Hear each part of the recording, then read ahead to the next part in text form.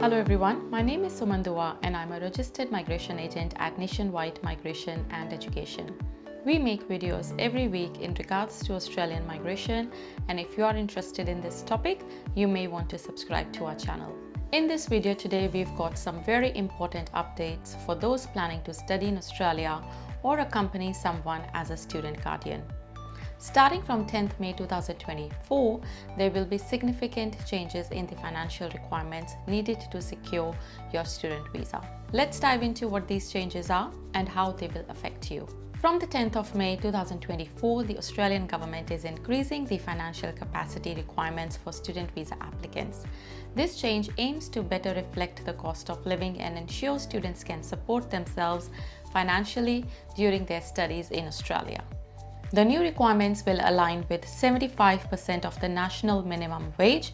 This adjustment accounts for the fact that students typically spend about 25% of the year out of session, during which they might travel home or work without restrictions.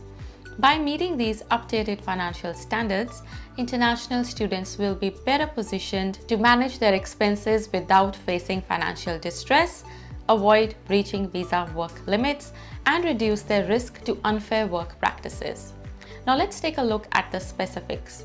Here's a table showing the current and new required funds. For the primary applicant, the amount increases from AUD 24,505 to AUD 29,710. If you have a spouse or de facto partner, you'll need to show from AUD 8,574 up to AUD 10,394. And for each dependent child, the amount goes up from 3,670 Australian dollars to 4,449 Australian dollars. For school costs, you will now need 13,502 Australian dollars up from 9,661.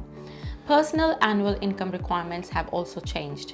Without a family member, you'll need 87,856 Australian dollars up from 72,465 Australian dollars.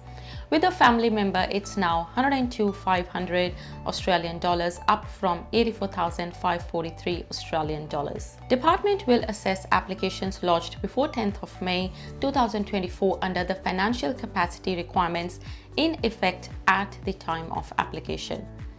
Now let's look at the 485 visa.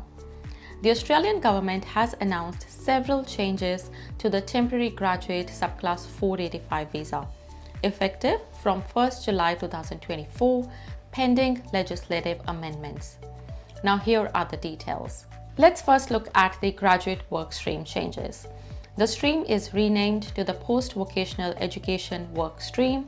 The maximum eligible age will be reduced to 35 years or under, except for Hong Kong and British national overseas passport holders who remain eligible until the age of 50. Eligibility now requires holding an associate degree, diploma, or trade qualification closely related to a nominated occupation on the medium and long-term strategic skills list. Degree level qualifications or higher will no longer qualify.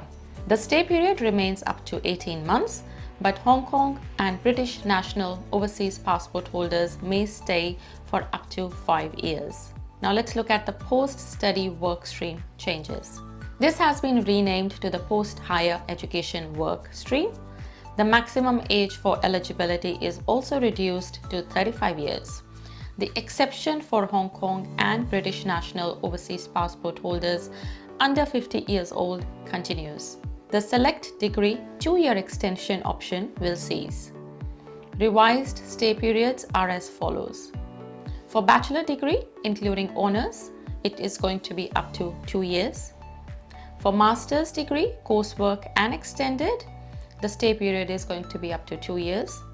Master's by research and doctoral degrees, PhD, the stay period will be up to 3 years. Extended periods for Hong Kong and British national overseas passport holders up to 5 years. Special provisions for Indian nationals under the AIECTA. Bachelor degree including honours, up to 2 years. Bachelor degree with first class honours in STEM, including ICT, up to 3 years. Master's, coursework extended and research, up to 3 years. Second post-study work stream changes. This has been renamed to Second Post Higher Education Work Stream. No further changes have been announced to this stream. For the replacement stream, this stream will be discontinued and no longer available.